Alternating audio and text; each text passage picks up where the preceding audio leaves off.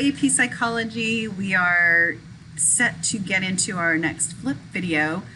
Today we are talking about storage. So what storage means is it's where you're gonna put the information. Where's it gonna go? And so primarily today we are actually gonna focus mostly on long-term memory and all of the different facets of storage and storage in our long-term memory. So we're going to go back to the three-stage processing model that you've seen before, and this keeps showing up because it's important, and it shows you the different stages of memory. And so again, just to review, that information comes in, your senses have to take it in, decide how much they're going to work with it, and then from there, depending on what you do, that information is either going to go into your short-term memory, or you're really going to work at it, and then ultimately it goes into your long-term memory, which is where we are today. So those three stores of memory, the places where you hold on to that memory. Okay, this is just another way of looking at it and breaking this down. And again, you've got an event, your senses take in that information, it encodes that information, and you either work at it or you don't. And if you really practice it, then that information is going to be encoded even more with some effortful encoding, and then it's going to go into your long-term memory. So what is the long-term memory? What are some of the characteristics of your long-term memory?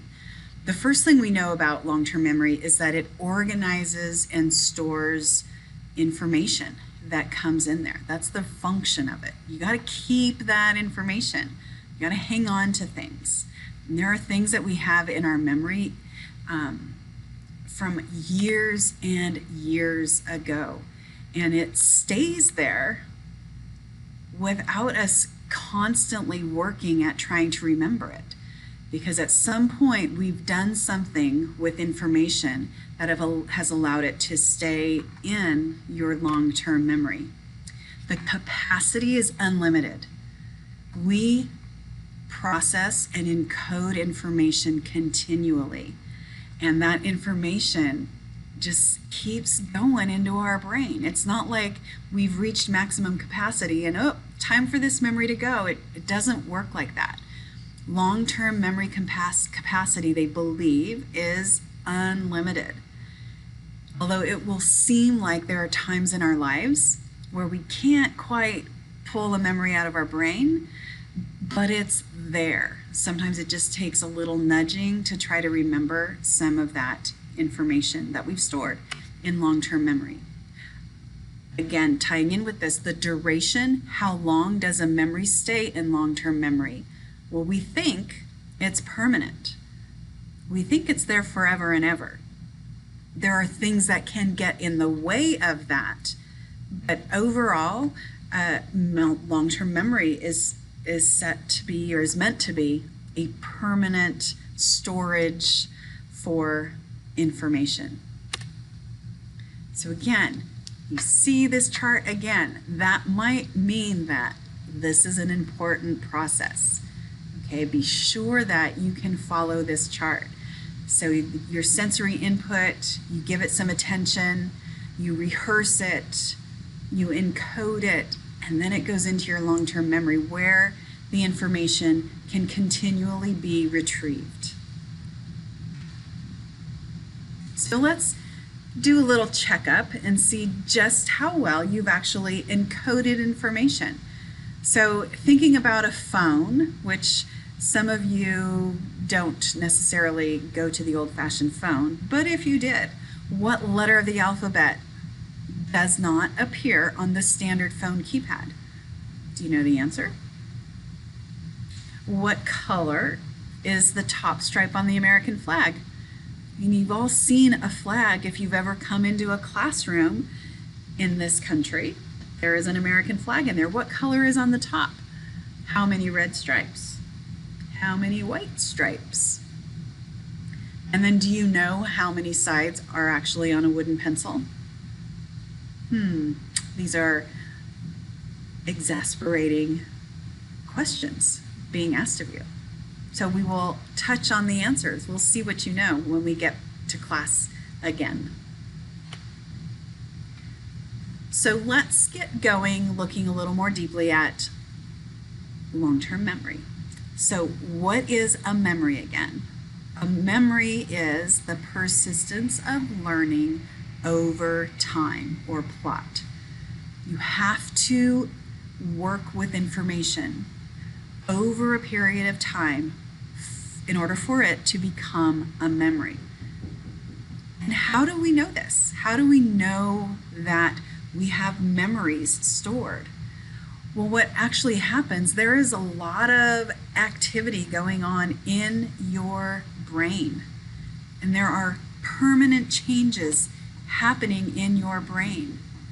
And they call these, this is called an engram. And it's a permanent change in the brain that accounts for memory. And they also call it a memory tracer. And so when we get in talking about biology and the transmission of neural energy, we'll talk about the synapses and memory storage, and that processing of a memory results in synaptic changes. And there's some neural circuitry involved and going on there as well. So a term connected to long-term memory is what we call long-term potentiation. Long-term potentiation. So neuron by neuron in your brain, the more you practice remembering, working, learning information, those neural impulses are going to get stronger and stronger. Every time you practice, your brain begins to think, yes, I remember learning this. And then you don't have to work so hard to send that message to the brain to pull out that memory. So neuron by neuron, long-term potentiation strengthens those connections and increases long-term memory storage. The more you practice, the longer it's going to stay in your brain. And there's a phrase that neurons that fire together wire together. Long-term potentiation. And if something is an important event that you really need to know, those neurons will recognize that and they fire quickly because they already know it. If they don't know it, that message might go a little slower because it has to work a little harder to find the memory. So one other thing that accounts for your ability to hang on to and remember certain memories has to do with the emotional connection that you have with a memory. So strong emotions make for stronger memories. And there is the potential for firing again. If there's some sort of stressor, and stress can be a good thing, it could be a bad thing, but a stress hormone is released, and that stress hormone actually encourages and enhances your brain's ability to learn and retain information. Adrenaline is something else that will strengthen your ability to remember something.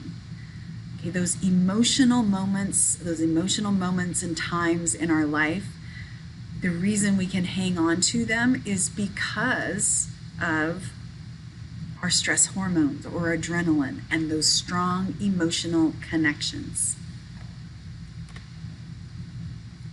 Something that possibly could inhibit our ability to store memories might happen if there is something that is blocking that neural transmission.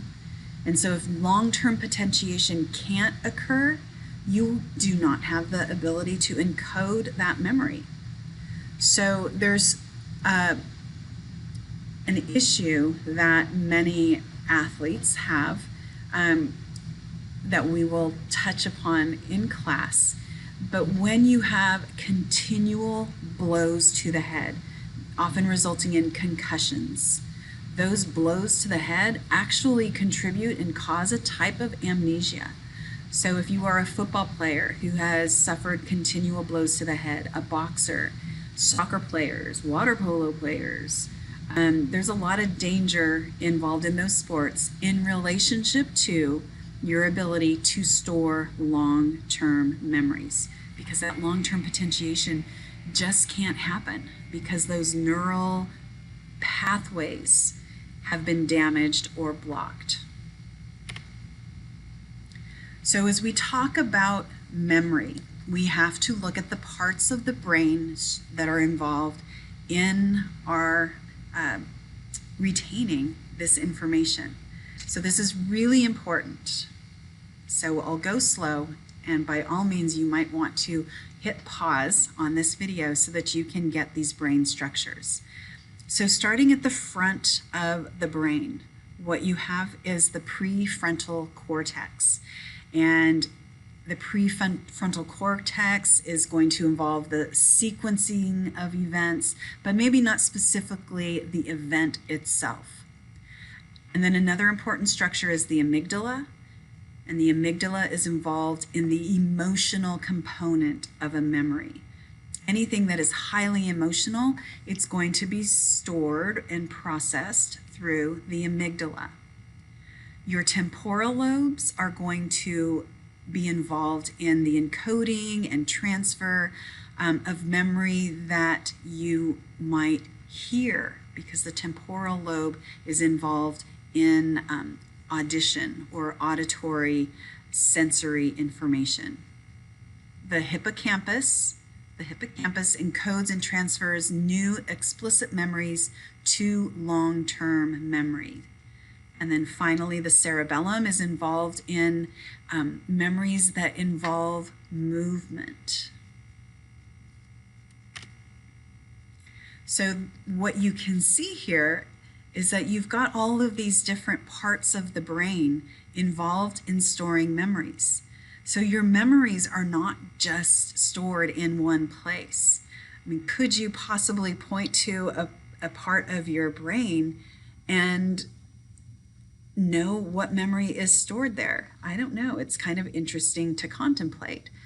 But again, we have many different components of our brain working to keep those memories in long-term memory and encoding that information.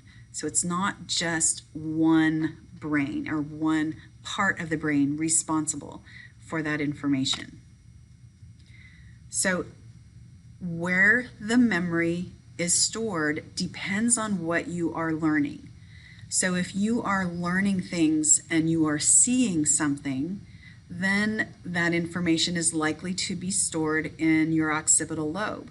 And we'll go over when we get to sensory and sensation and perception. We'll talk about these different parts of the brain a little bit more, but just know that it depends on how you're taking in information.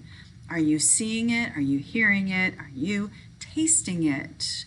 All of these things will have an impact on what part of the brain the information is stored in.